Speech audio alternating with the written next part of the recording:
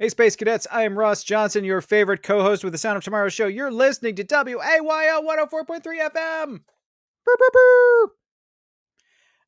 On today's show, we're talking about prison reform, rabies, corporal punishment, and lots of other fun stuff, as well as some hot picks. That's all for your listening enjoyment. Sit back, relax, and listen to some chat about rabies. But first... Ross, I am furious. Wow, okay. Hi, Heather. How are you? Thanks. I'm fine, too. Furious.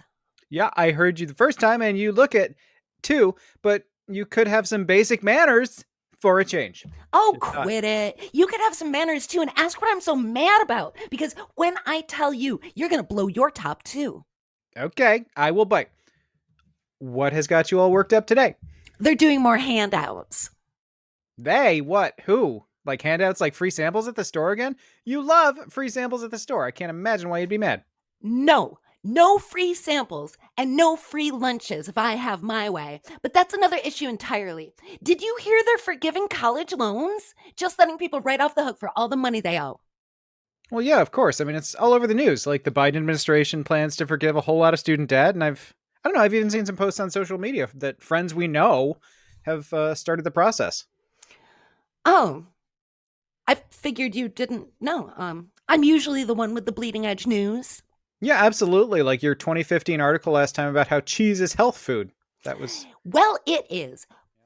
But Ross, I am so mad I could spit that people are getting free handouts from the government. Again!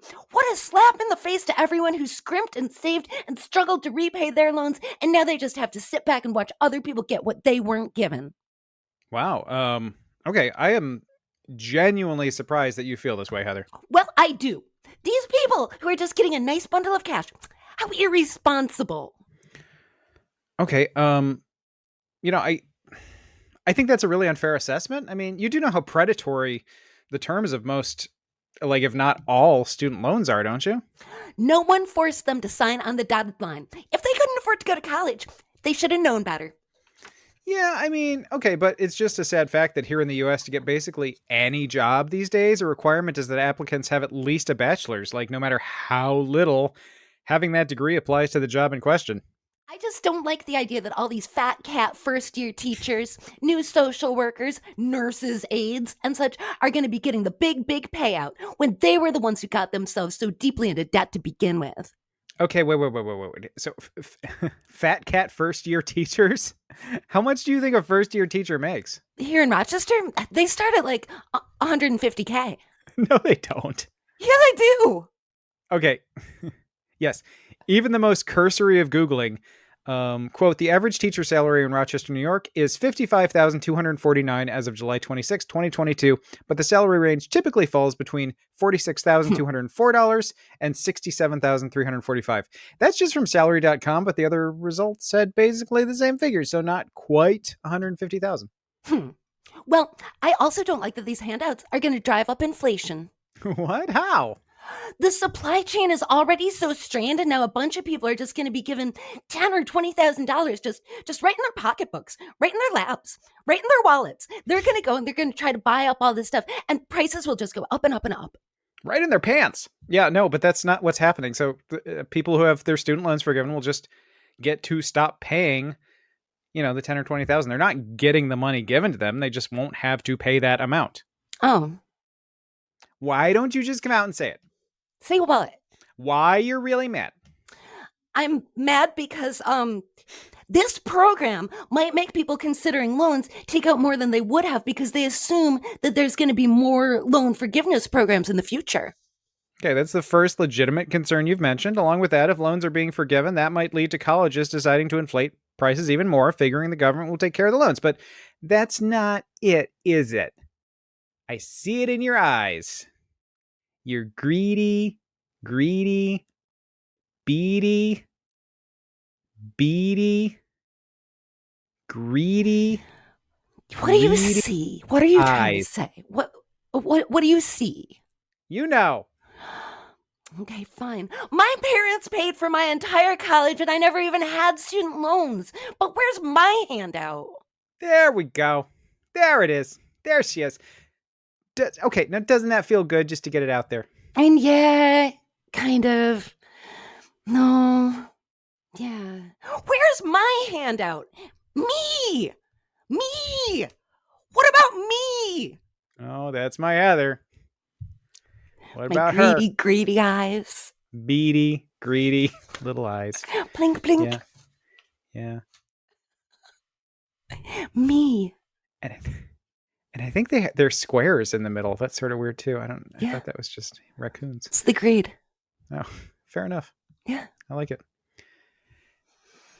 Hey everybody, I'm Ross Johnson, your favorite co-host. And I'm Heather Zykowski, the babe with the power. You're listening to The Sound of Tomorrow on WAYO, LP Rochester. Are they? They are. Oh, okay. Yeah. Just checking. Actually, I mean, maybe not, because we are still a podcast. So maybe people aren't listening. Maybe they're listening on their favorite podcatcher. Oh, true. Or maybe So they're wherever you're listening on listening, Mixcloud. wherever you're listening, whatever time you're listening, welcome. That's right. And however you're doing, welcome. You could be a different species. This could be like somebody. This could be beamed into space.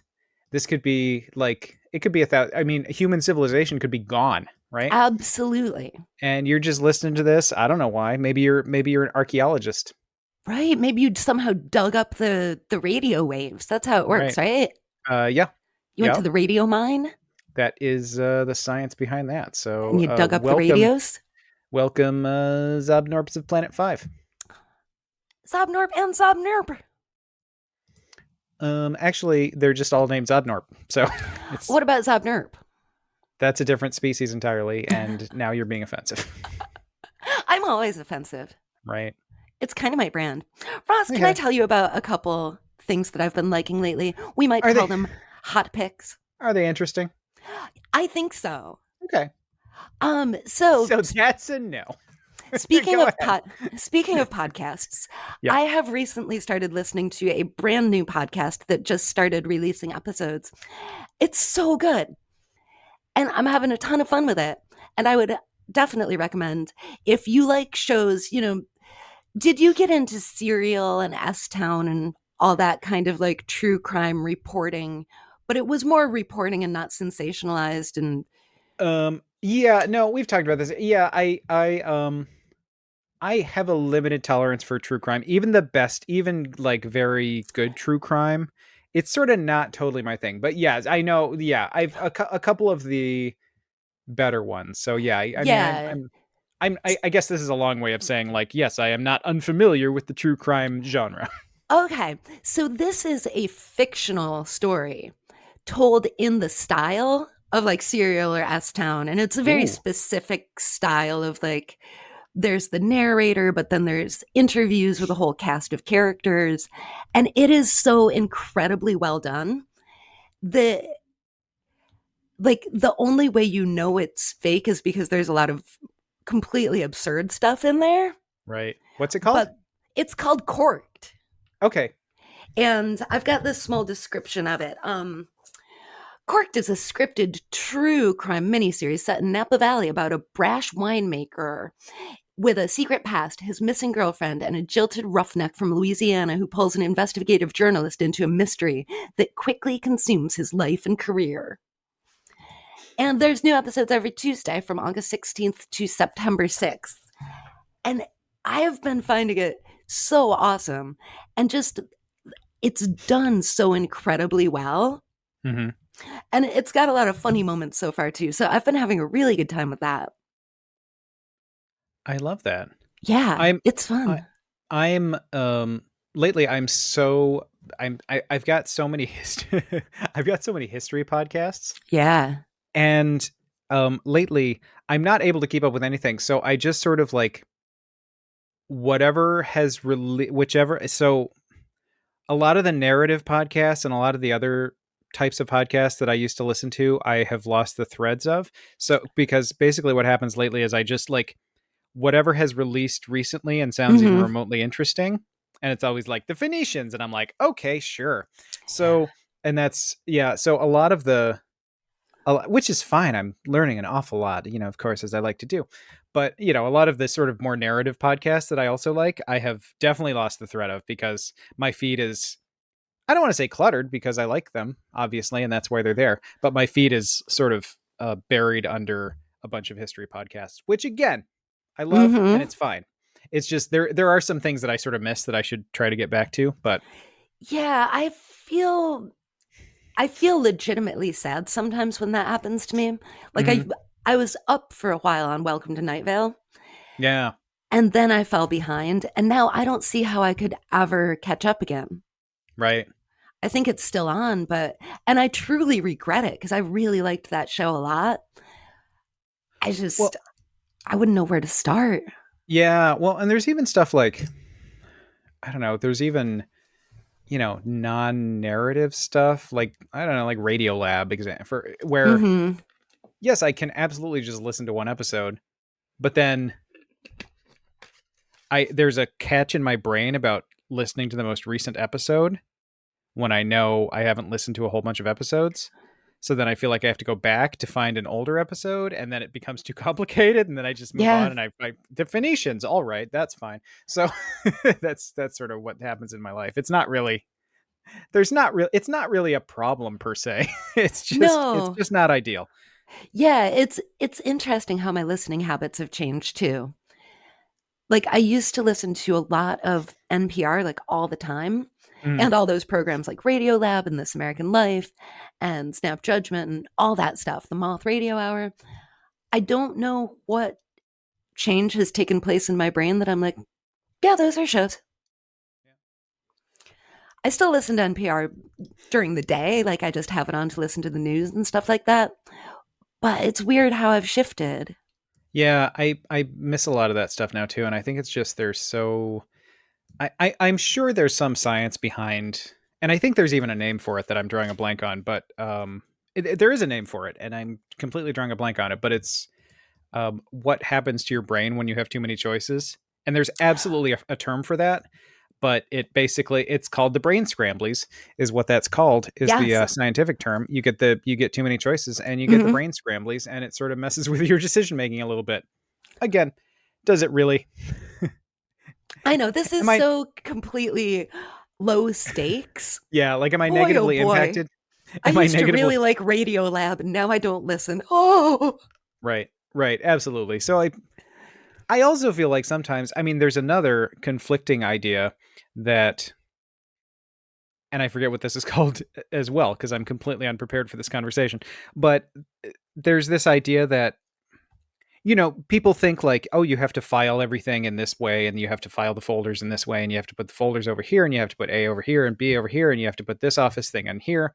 And then there's a competing school of thought and some science behind the idea that within sort of reason, within certain boundaries, the places that you naturally put things are more efficient places to put the things.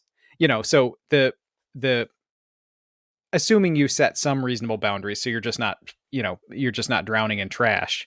You're not just drowning in your old Cheeto bags or whatever. There's sort of the idea that if you put a thing in a certain place just sort of naturally, if you set it mm-hmm. aside and that's where it is, that is there's a good chance that that is the most efficient place to keep that thing because that's where you want to put it rather than like, oh, I have to go over here and open the drawer and put it in the thing.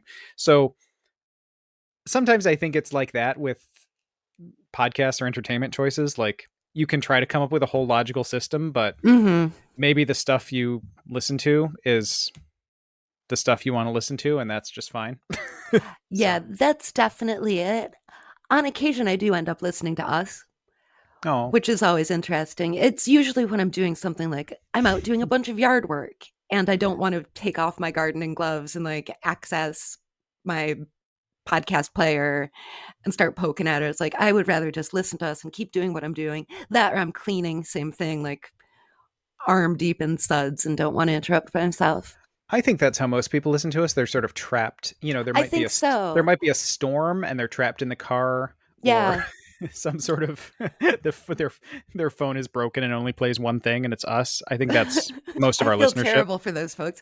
We don't Right, have a dilemma that we don't listen to Radio Lab anymore, but the right, people who cannot shut us off, like physically can't and want right, to, right. that's the real shame. Or like you've been attacked in your home, and it comes on the radio and you're like crawling across the floor trying to get help.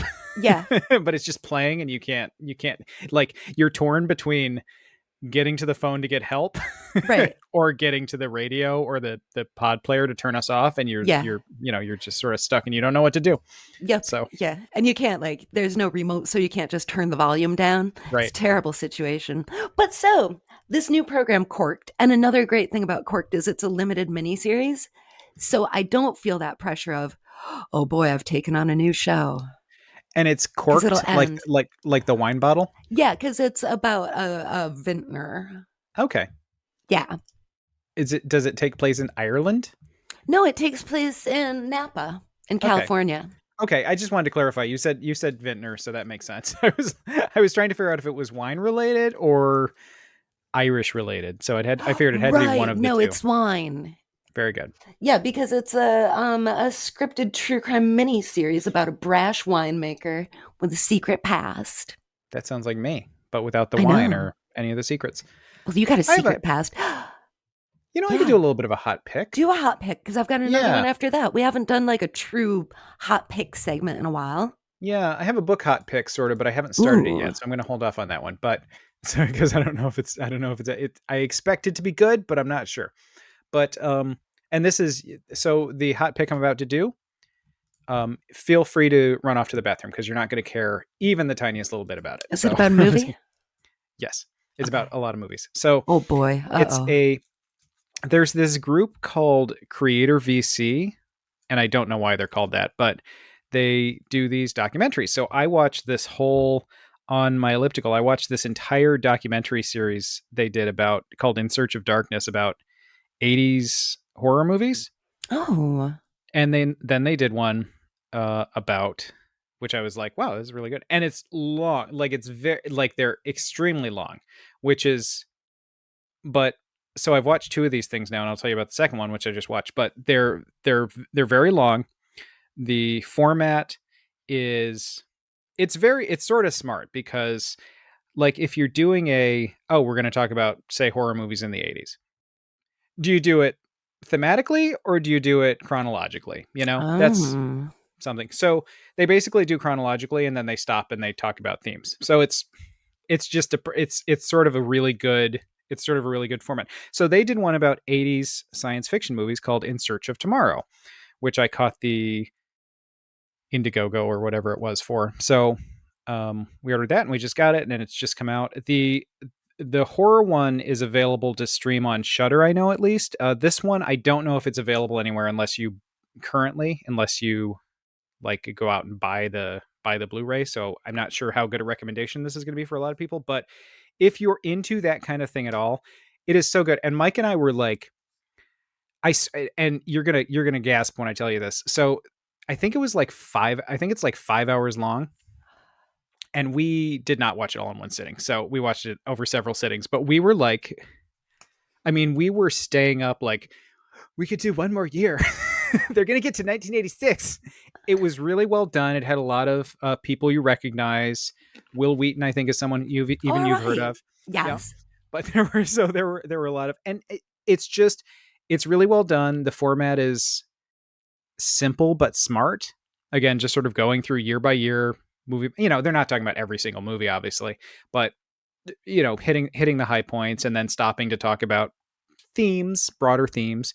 And it was really interesting. And there was a lot of stuff, so it was for us who have seen a lot of those movies, but not all of them, or I haven't seen a lot of them since I was a kid. It was a lot of like, oh my God, that movie. Yes, of course. I know that movie. And then like, what the heck is that? We should try that.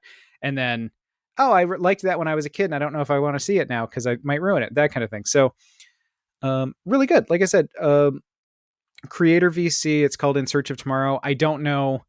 The earlier ones they've done are available streaming in places. I don't know about this one unless you actually go and buy the Blu-ray, but it might be worth checking out for anyone who's into that sort of thing, which I think some of our listeners might be. I would bet. That's my guess. I have another hot pick. What? I'm a fan of things today. So this one I learned about on a favorite podcast of mine, Why Won't You Date Me? Hosted by, of course, Nicole Byer. I'm a huge fan of hers. And she and her guest, I can't remember who the guest was that episode, they were talking about these apps they have on their phones to record themselves while they sleep. And Okay. I I don't know if think, I like where this is going, but well, obviously, I realized I just had to install one of these because the episode was hilarious. The guest played clips of herself talking in her sleep, and it was the best. She said something at one point, and then another voice goes, "No." And it's her partner who's like, "Stop." So I've been having so much fun. I just installed one of those. If you're looking for them, just go to the App Store. There's a bunch of different ones. Some of them cost. I think some of them are free, maybe. I don't know. Mhm. The one that I got was $10 for a year. And Okay. I'm so stingy that originally I was like, well, I guess I'll just do the 7-day free trial. And then I was listening to myself and laughing and laughing and laughing. And I realized if this brings me that much joy, I'm ready to pay $10 a year if I get a few good laughs from this. Sure. But so far, I've only been able to decipher one sentence that I said. And it's something along the lines of, I think it's also time we postpone these commandments. I don't know. And then I have another one. This is just from last night. I can't quite figure it out. But apparently, Nigel and I are talking because you hear Nigel and he's meowing and purring. So I guess Nigel and I have conversations in our sleep. That's interesting. Or I could presume that he was awake. As far as I recall, I was asleep. Yeah. So, I mean, and I assume there was lots of screaming and teeth gnashing and things like that as well. I There's mean, so much, there's so it's so much gnashing. There okay. is so much gnashing. I assumed this would be a nightmare fuel type situation, so I'm glad to know I wasn't entirely. I Oh mean, yeah, everyone else's nightmare is not yours, I guess. You're just sleeping right through it, but so good for you. yeah. There's gnashing. There's there's a little bit of thrashing. There's of course purring, Hmm. um, talking. I snore. Do you say things? Do you say anything about me? Not yet, though. I Okay. did hear something where it almost sounded like I said your name. I'll have to go back. I starred that one. Um, because it's so far it's been hard to tell what I'm saying. Okay.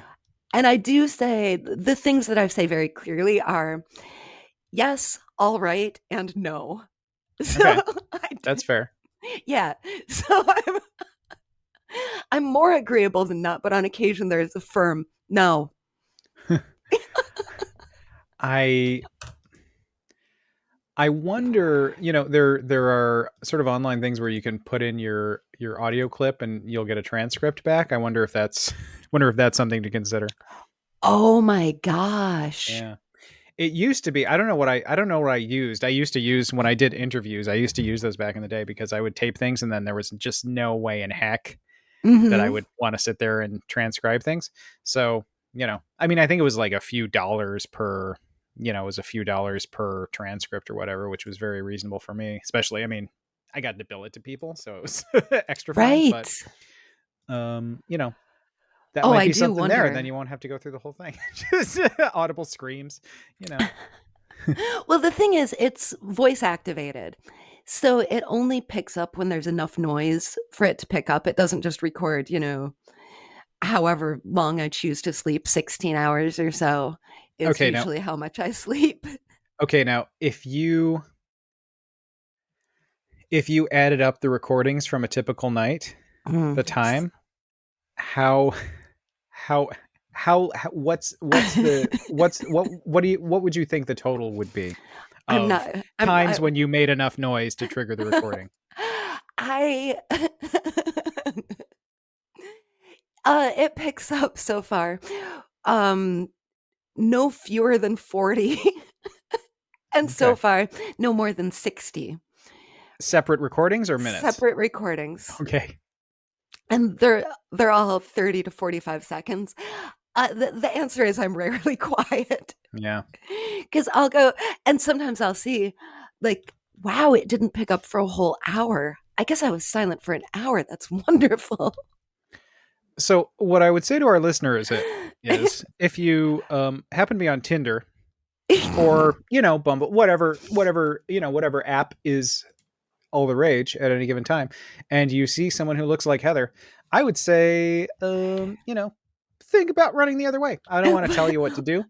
Well, and It's just, I was going to apologize to anybody who ever had to share a room with me, yeah, which I think we've known for a long time. I right. do need to apologize for that because I'm terrible. Yeah. Yep. Oh, Yep. it cracks me up though. At some point, if I get any really good ones, we can play them on the show. Oh, I'd love that. It would be fun. It's so fun when the guest, I wish I could remember her name, on Nicole Byers' show when she was playing hers, I had to stop what I was doing in the kitchen because I was laughing so hard. Like I couldn't continue doing it because it was so funny. Wow. Yeah. I think this is your thing. I think I mean, I've not heard any of this, and my constitution is probably not strong enough to, start listening to these things without long-term psychological consequences. However, I think this could be your thing. I mean, I think this could be, this could be a real thing for you. Yeah. I'm happy. You think I'm going to get like famous? I could sell these maybe. I just feel like this gives you an edge. This gives you an in. This gives you a brand, and it's dear God, don't sleep with her. I don't know what the brand is, but I think you need to work on that part. Yeah. But I think there's something there. I've been crafting that persona for a good long time. Yeah. Look, I've been working on that one since college. Yeah. When I learned from my roommate that I grind my teeth. Right. Did I ever tell you that story? I don't know that you have. Yeah, it was morning, and she looked at me and she said, I heard the most horrible sound last night. And it was you! I think you have told me that story, but it's a good story. Yeah, it's still a pretty good one. It's pithy. Yeah, so that's what I'm busy doing. I'm reviewing my nightly recordings and wondering how I didn't know that I snored that much. Well, you know what I'm doing, Heather? What are you doing? I am dropping fish meal coated pellets throughout the Pacific Northwest. You sure are. Rabioli, we call those. Yeah. So I'll do one of the fun stories first. So I'm looking at an AP article from Janet McConaughey. Is that how you pronounce that? McConaughey. I think that's probably it. Janet McConaughey. Girl. So she's 102 and very serious. But no, I don't know Janet McConaughey. But anyway, so the article is titled USDA Scattering Rabies Vaccines for Wildlife in 13 States. And this is one of those things, right? I just saw this and I just loved this because once in a while you'll see a news story or you'll see a thing, something that's going on, and you'll go, oh my God, how smart, how simple and smart, and what a thing that makes perfect sense. What a good idea that we can do, as opposed to, because sometimes even things we cover on the show, it's like, oh, look, I read this, there's a fusion reactor and it's coming in 2324 and it's going to revolutionize the way we do if they can just get the technology sorted out, and it's going to be within the next 200 years and it's going to be great. And you're like, okay, this is this is cool and interesting, but it's not something practical and easy that's going on right now. And you just see stuff that's like, wow, this is practical and easy. So the U.S. Department of Agriculture has been scattering millions of packets of oral rabies vaccine from helicopters and planes over 13 states from Maine to Alabama. The major aim is to keep raccoons from spreading their strain of rabies to states where it hasn't been found or isn't widespread, says field trial coordinator Jordana Kirby. The USDA is also continuing tests of a vaccine approved in Canada to immunize skunks as well as raccoons, said Kirby of Wildlife Services, which is part of the Agricultural Department's Animal and Plant Health Inspection Service. Rabies is, of course, spread through an infected animal's saliva, usually through bites. However, any saliva that gets in the eyes, nose, or mouth can also infect someone. And it's a really bad disease. It kills 60,000 people a year Wow, globally. I did not. That's a lot of people. It's got a really high mortality rate, like a really, really high mortality rate. If it's untreated, it's the mortality rate is pretty close to 100%. Oh, yeah, I don't So, think you get better from rabies. right.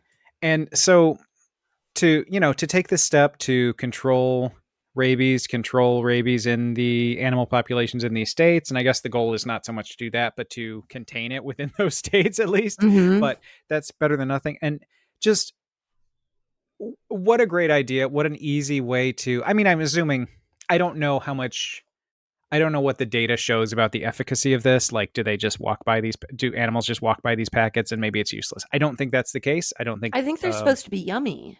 they're supposed to be yummy. Yeah. So they're coated with fish meal. So, Fish meal is delicious. right.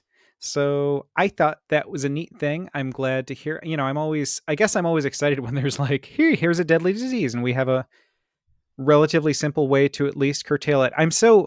With rabies too, a lot of rabies is spread by dogs, and I just think, what a horrible.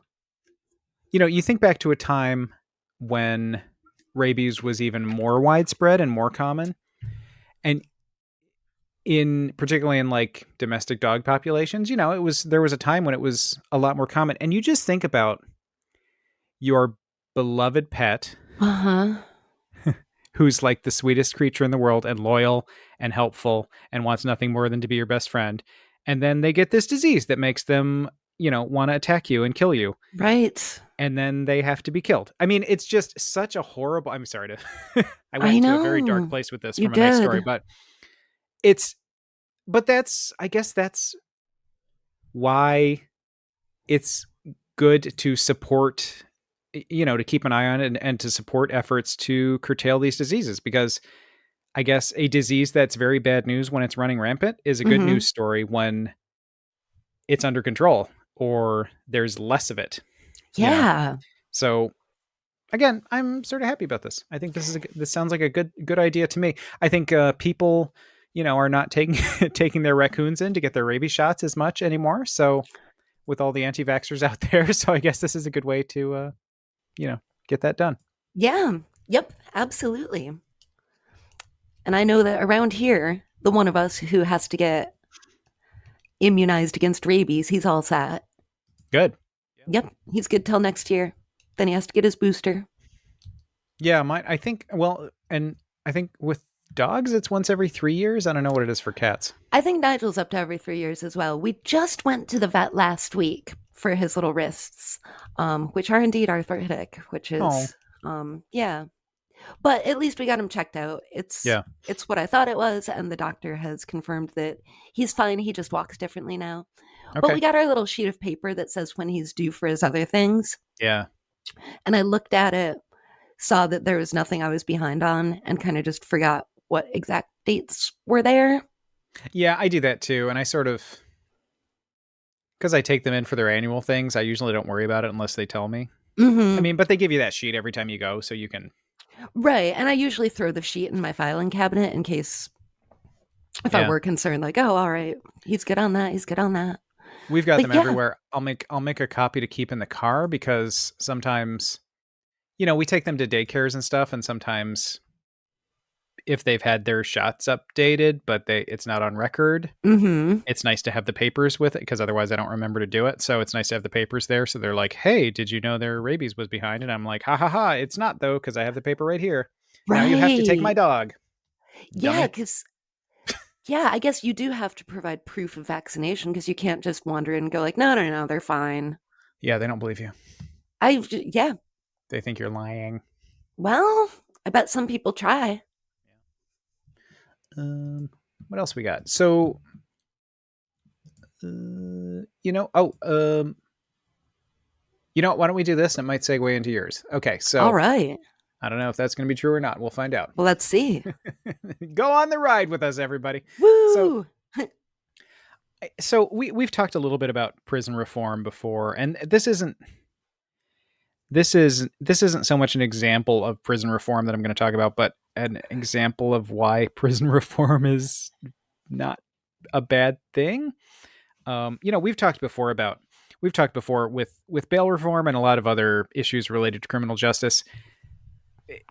It's so hard, right? It's so hard to get anything done or make any positive change because the Mm-hmm. moment you do it, you become, or the moment you try to do it, or the moment somebody proposes something, you become like the soft on crime one that's going to get everybody killed, and then everybody runs against you, and you get kicked out of office immediately because we're terrified.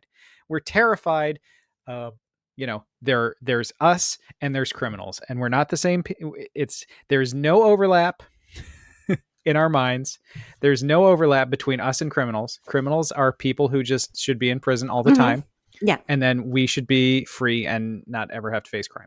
Right. So that's how we look at the world. And again, you get into these situations where a politician proposes something really logical, and that's why it was so impressive with bail reform that anything has happened there, because and we've seen the response to that of people immediately running against those politicians who've proposed this very reasonable bail reform, and we've talked about Mm-hmm. all the reasons why, so I won't go into that again, why that was very logical and reasonable and why that's sort of working out just fine. But all you get is all this stuff about like oh my god, they're letting all the criminals out, because they're criminals and they have nothing to do with you and me. They're just a completely different class of people. Anyway, so this was an interesting story, and I'm pulling this from a couple places. There's a person named Molly M. Gill, who is the vice president of the FAM Foundation, which is a FAMM, which is a group that deals with things like prison reform. There's also, if you want something a little more straightforward, there's an NPR article from about a week back from Carrie Johnson titled "Released During COVID, Some People Are Sent Back to Prison with Little or No Warning." So I did read some of that one. yeah, so and maybe I'll just skip to the bottom line here. So a lot of people were released during COVID on sort of home recognizance Mm-hmm. because it was COVID and prisons were a particularly dangerous place to be. So if we can thin out the population a little bit with people who maybe don't need to be in prison so much, Right. that will help control the spread of COVID a And little that's an bit. awful lot of people who haven't done anything violent, who aren't risk factors to someone's health and safety. Yeah. So this was in federal prisons, at least. This was about 11,000 people over the past couple of years. They were, they released to into the custody of their families, essentially, Mm-hmm. and to sort of ride out the pandemic. Now the story, the news story is about how some of those people are starting to be returned to prison, and the system for that is not good. This is a little bit of a side issue to what I'm talking about, but the news story is about how people are being surprised with the That news that was they have to return to prison. well, and the thing that I read was that there was this couple, and part of the arrangement was that it was the woman who'd been incarcerated, and she had to go in for checks. She had to like check in, maybe kind of a parole type situation, Hmm. and she tested positive for marijuana, Yeah, and they just kept her. yeah, And so her partner was waiting for hours and hours and hours trying to figure out where she was. He incurred a whole ton of taxi charges. And it was just a horrible situation because nobody let him know what was going on. yeah, Nobody let her communicate with him. And that's the example that I read about. yeah. So that's one story, and that's a big story as well. More interesting, and this is where this is one of those things where you start to look at, why do we have so many people? Why do we have so many people in prison in this country? Well, And do they need to be there? So, of the 11,000 people, so this is data that was just released. Of the 11,000 people who were released from federal prison during the pandemic and put on home confinement, there were. You want to take a guess at how many people were reoffenders? 5. It's actually 17 out of Okay. 11,000. So yeah, so a 0.15% recidivism rate. Um, and there's so of the 17 people, 10 were drug related. One was a non-violent domestic disturbance, whatever that means. So, I mean, that could be anything from like you set off fireworks, I think, Okay. All right. And then there was a theft. There was an aggravated assault. There was one with a non-violent weapons charge. So there were a couple of other things, but of the 17, Mm-hmm. 10 were purely drug related. So they were Mm-hmm. like the woman with the marijuana. They were Right. basically found with drugs, Mm-hmm. which is, I guess if you're, I won't defend that in the sense of like, well, you know what you're supposed to do and here's where you are. And, maybe don't be found with drugs if you're in a home thing. But is that, I mean, is that person a danger to society? that's the thing. Why is that person incarcerated? I mean, maybe that person could be given some resources to work on addiction. Or Well, who the heck knows? Maybe the person also is just having fun. yeah, I don't know. And I don't know, the data does not show, or at least the data that's been reported Mm-hmm. does not show what the people who, the intent of this was these were people who, it wasn't serial killers that they were letting out. It was Right. supposed to be people who were at a very low risk of being a problem. But if you let 11,000 people out of prison and you say they're low risk, and then turns out they are absolutely low risk, they don't do anything, it's fine. Right. You wonder, like, what are they? Why do they need to be in prison? Mm-hmm. Yeah. Did, And did they need to be in prison in the first place? yeah, and we know. I mean, we could talk for days about our justice system and Right. the reasons people get sent to prison and the types of people who are more likely to get sent to prison Mm-hmm. and the um both the socioeconomic status as well as the skin tones of people who tend to Right.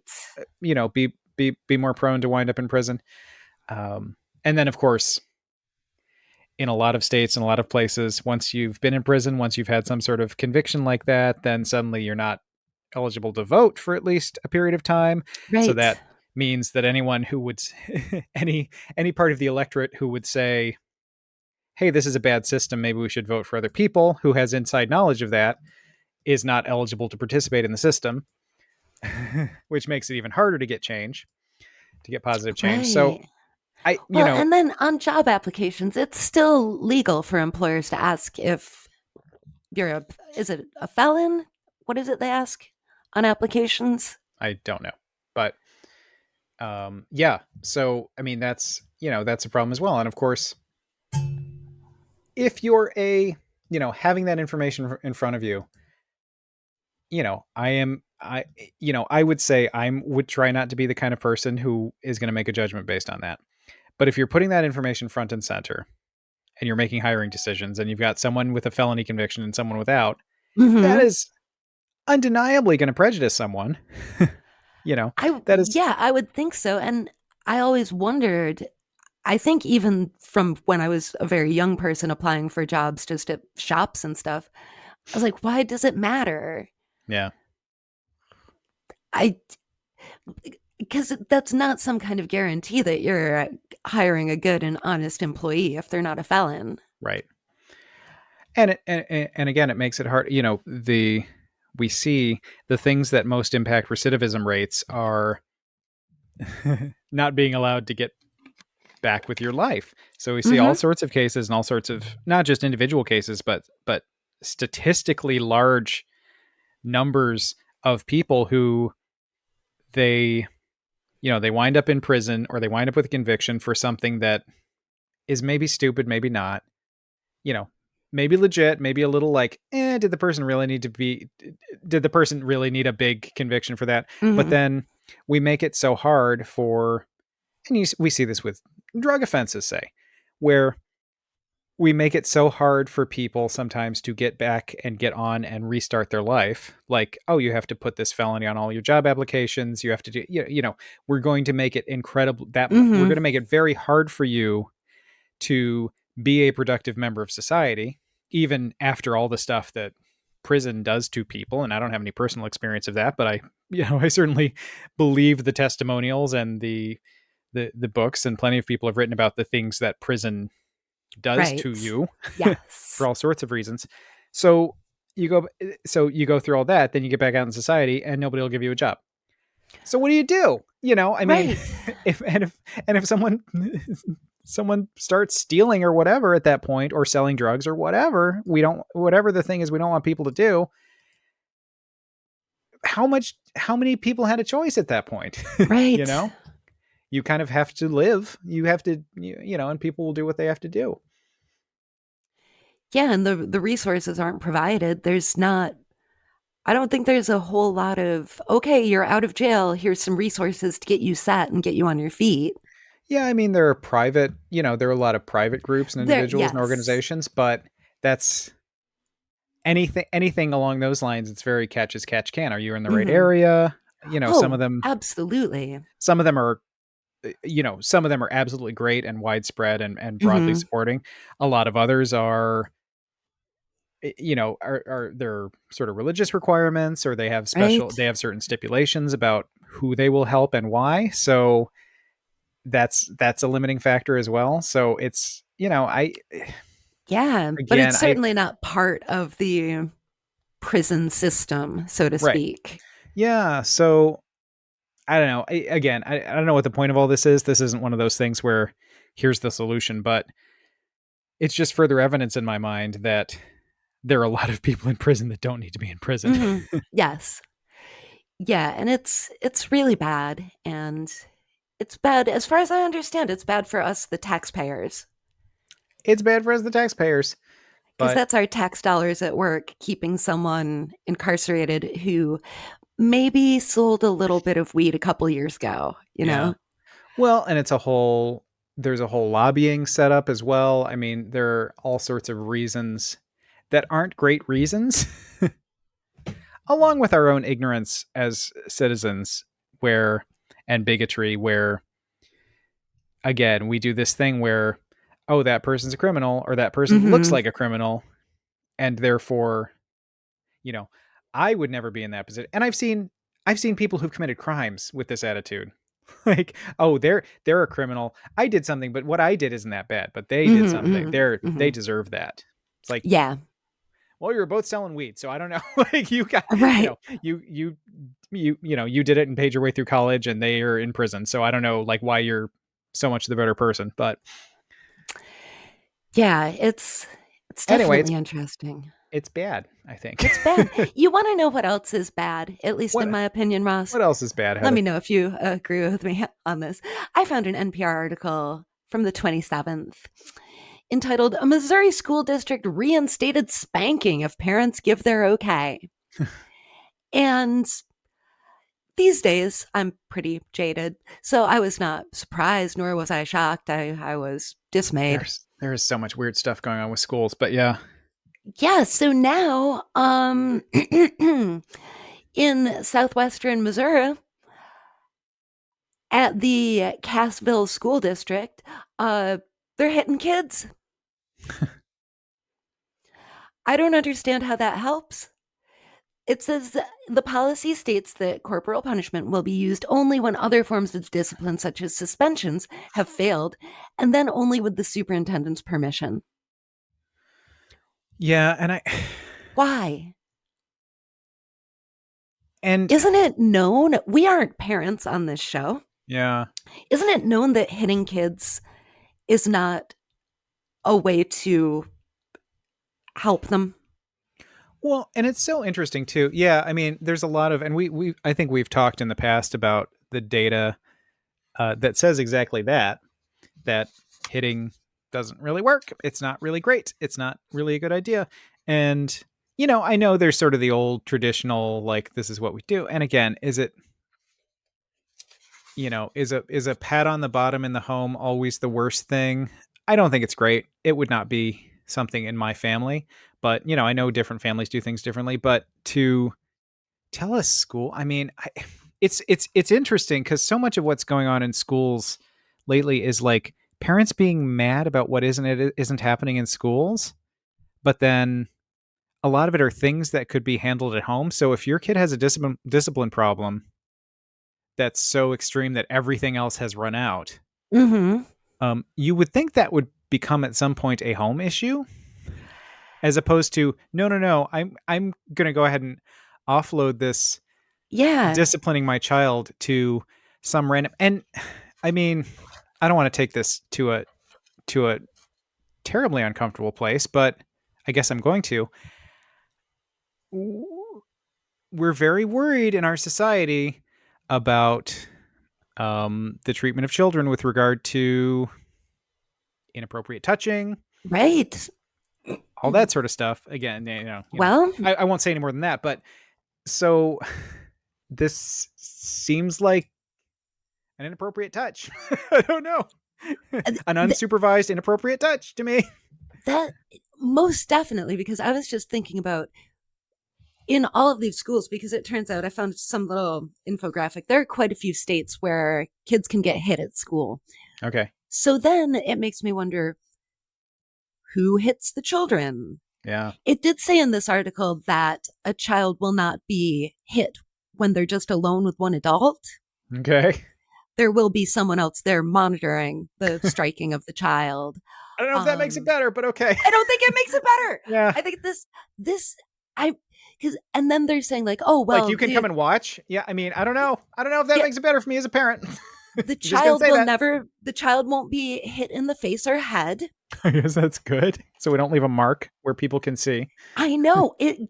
The more I think about it, the worse it gets. Like, because I'm sure that there are some people who work in the schools who would not want to hit a child. Mm-hmm. And then I think you're right.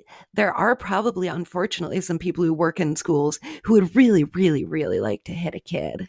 Well, and yes, and I was thinking initially, like in in the way that you're suggesting, and also in the you're an abusive person way. I mean, there's a potential sexual component. Mm-hmm. There's also a very strong potential. This is just an abusive person.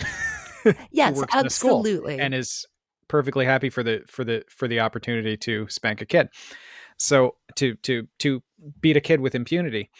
Yeah, well, we had one when I was in third grade. There was a teacher, and I found out from other people who went to that same school every year to establish his dominance over children, this man would throw a child across the room. Oh. Yeah. And I remember that being shockingly violent to me. Yeah. It did work. I was scared. Right. I was like legit frightened. So I guess if the idea was we want to keep these kids terrorized and quiet, right, it's effective to physically harm them. I'm not sure how conducive that is to learning, or we sometimes maybe this is just us here, in our beautiful liberal weenie space where we want to think of children going to safe places for school. Well, and I've worked with kids. I understand there are moments when you will do just about anything to get people to shut up mm-hmm. and stop doing what they're doing. I mean, that pressure gets intense, but are those the children we want to raise? Is that the society we want to build? That people that are terrorized and quiet and submissive to the point of, trying to disappear so that no one sees them. I mean, is that the way to raise a child? Is that the kind of child you want to grow up? Just because it's convenient at particular moments that your children are quiet. I mean, again, you get a quirky weirdo with a whole lot of sleeping issues if you go down that route. So maybe it's worth it. And we know So, I mean, we know too when it comes to with the history of corporal punishment. Yes. There's also a disproportionate when it comes to disabilities, particularly neurodivergences. Yes. ADHD, which I don't think we call it that anymore, but you know what I'm talking about. Various other types of neurodivergences that might make you more annoying to a teacher. Yep, there's that about that kids with disabilities and also kids of color, especially Black kids, are way more likely to be spanked at school. And in this article, there's a grandmother, the guardian of an 8-year-old granddaughter, who had no qualms about signing the corporal punishment opt in papers. And she's quoted as saying, I've read some people's responses on Facebook recently, and they're just going over the top, like, oh, this is abuse, and oh, you're going to threaten them with, violence. And I'm like, what? The child is getting spanked once. It's not beatings. People are going crazy. They're just being ridiculous. And maybe we are those people who are going crazy and just being ridiculous. But when I think about a kid getting struck by an adult in school, Yeah. like that just seems horrible to me, and we're running out of time. It also makes me wonder how that changes the classroom culture, because if you know that the adults in the school, like if you're a child Mm-hmm. in the school, you know that the adults are hitting you, hitting classmates, doesn't that make you want to hit too? Yeah. Aren't you going to start hitting, maybe not the adults because then they'll hit you back, but maybe you'll start hitting your classmates? And hey, if the adults are doing it, why can't you? Yeah. Oh, absolutely. And that's one of the outcomes of corporal punishment. So I don't know. God bless us. I feel like I would say we've gone backwards, but I also feel like there were,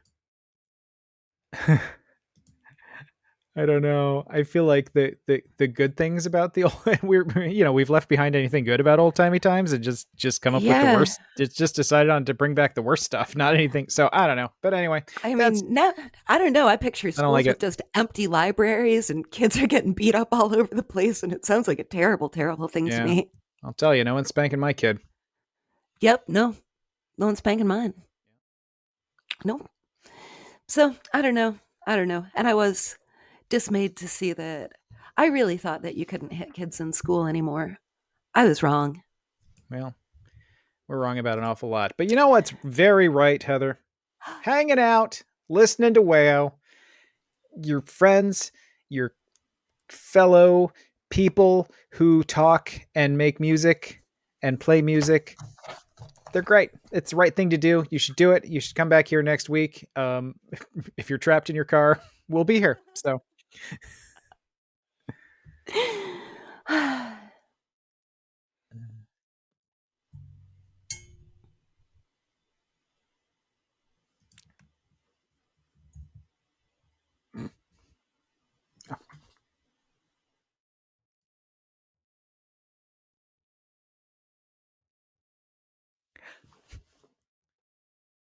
fall is coming. Any big plans?